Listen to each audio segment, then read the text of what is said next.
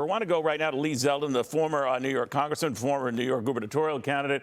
Congressman, it's always great to see you, but I want to tap that expertise because you've served in the military honorably and served this country with great distinction. So I want to tap the former lieutenant colonel in you on what you make of the way we are getting briefed on all of this and the confusion around all of this. I think the statements coming from both sides of the aisle in Congress is reflective of where the American public is right now. They want to hear from the President of the United States directly. They want to know more about what... We have a feed problem here. I'm just going to see if we can fix that here. But one of the things that has come up here is the government has been very quick to say these are not UFOs or extraterrestrial objects. They know that unequivocally. Back right now with Lee Zeldin, I think we're good here. You were saying, as we technically rudely interrupted you. Yeah, I think that what we're hearing from these members of Congress on both sides of the aisle is reflective of where the American public is right now. We want to hear from the President of the United States directly on what our country knows about these four objects, but also we want more information about how long this maybe has been going on in the past, communicating about what our government forecasts about the days, the weeks, the months that are ahead. It's an important message out to not just foreign countries, foreign actors, commercial actors, as to what the U.S. position is going forward, what our policy will be going forward in light of these most recent developments. So you're communicating not only to the American public to provide them the answers to the far more questions than answers that they have right now, but also communicating to others going forward as far as what the American policy is, because this is something that is now resulting in additional conspiracy theories that are out there to fill up this vacuum in the absence of that comment from the president. And to that point, I was mentioning with that brief glitch with you, Congressman, that these could be extraterrestrial objects. These could be UFOs. And into that void, obviously, people's minds are racing. I did find it interesting, though, whether you buy the UFO thing or not, they know unequivocally that apparently it's not that. But they don't seem to be sharing information on anything else because they don't know anything else. So I'm just wondering what you make of that. One of the comments that we're hearing from the senators coming out of the briefing is about how they believe that a lot of what has been shared with them inside of these briefings can be provided to the American public without compromising sources and methods. For 8 years serving in Congress, I was a member of the House Foreign Affairs Committee. I had many different briefings where it is at the top secret level. And a lot of what is coming at us, we're sitting there scratching our heads in the audience and saying, well, why aren't you telling the American public this? At times, it seems almost like the information is being classified not to protect sources and methods, but maybe to save for some other type of motive or some other reason, maybe embarrassment or some other level of exposure that just doesn't justify the classification. So it's very interesting that coming out of this briefing, you have not only Republicans in Congress who may disagree with the president often on a lot of what gets discussed, but his key allies coming out of the briefing saying, hey, listen, a lot of what I just heard should be provided to the American public. And these senators represent states where maybe they're hearing inside of that state that question directed to the senator, hey, is this some extraterrestrial activity? And that senator wants to be in a position to respond directly. But in a way, they get hamstrung when the information they're provided with comes to them in a classified setting because they're not allowed to just turn around and tell their constituents what they learned. Unless the people providing the briefing aren't sharing everything they know, right? And you know what is interesting? Sometimes when we're inside of these briefings, the senator, the congressman can ask the question to the individual briefing them, is it okay if I share X? Is this particular information you just told me, in fact, classified?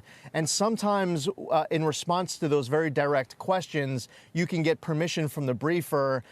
They'll say this part of the briefing is, in fact, unclassified and can be shared, while maybe the entire briefing is at a classified setting because of one or two or three other dynamics unrelated to the unclassified content. I raised that, sir, because to that point, Senator Kennedy had just mentioned after coming out of the briefing that he surmised the other objects are lost. They can't find them.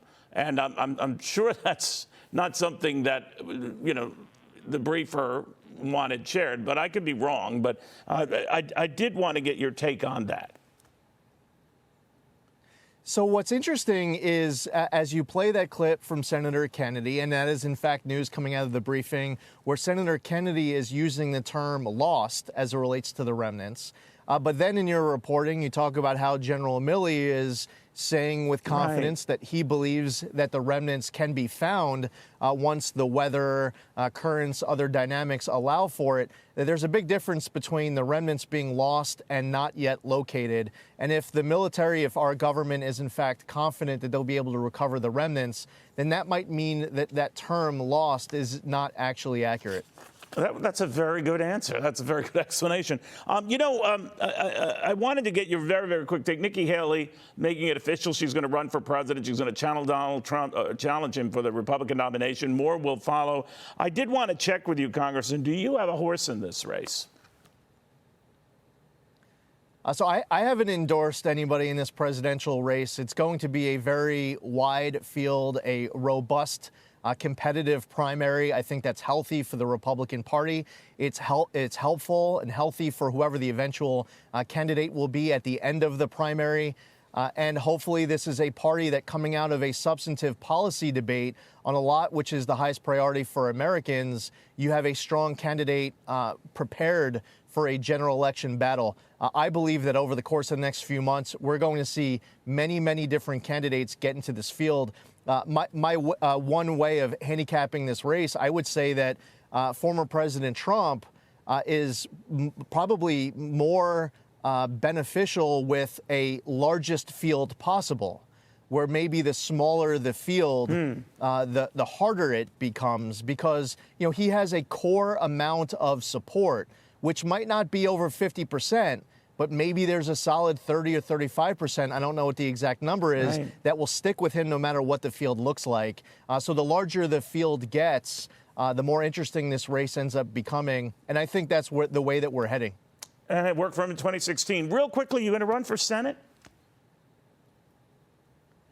It's amazing. Senator Gillibrand keeps mentioning my name in fundraising emails and media interviews. It's like she's wishing this into existence. She's doing it to try to raise money and interest and viability in a competitive race.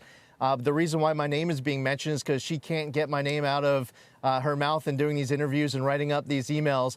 It's not something that I've been thinking about, but it's something that a lot of people are talking about. We'll see. Maybe she's just going to wish this into reality. She might regret that. I mean, you polled pretty tight with her in a blue state, and you almost pulled it off in the gubernatorial battle. So I'll ask again, are you interested in that job? It's not something that I'm thinking about at this time. It is something that I would say generally as it relates to reentering the government service. At some point, I believe that will happen. As far as what and when, I don't know. But I, at this point, am not thinking about the Senate race in 24, but answering a lot of questions about it because Senator Gillibrand likes to talk about it. What would you want to be more, a senator or a governor? Take another shot at the gubernatorial election. I will say this, I do believe that this Senate seat is a wasted seat right now. I might disagree with Senator Schumer on a lot of policy, but he is a hard worker. You see him all throughout New York State. Senator Gillibrand, not as much. I spent 12 years in elected office, 4 years in the state Senate, 8 years in the House. I only recall seeing her in my district once. There were months where in that month I saw Senator Schumer 3 times. As far as this state, it is heading in the wrong direction. So we're going to stay active at the state and federal level for sure. It's something that is very close to my heart. We all have our part to play in improving our future for our families and for this country. And as us here in New York, we have some very real challenges. So what we decide to do, we'll see in the future. In the meantime, though, I'll definitely stay very involved and active because there's so much at stake. All right. Definitely handle, Congressman. I tried. All right. Very good seeing you again. Congressman Zeldin on all of that. Who knows down the road?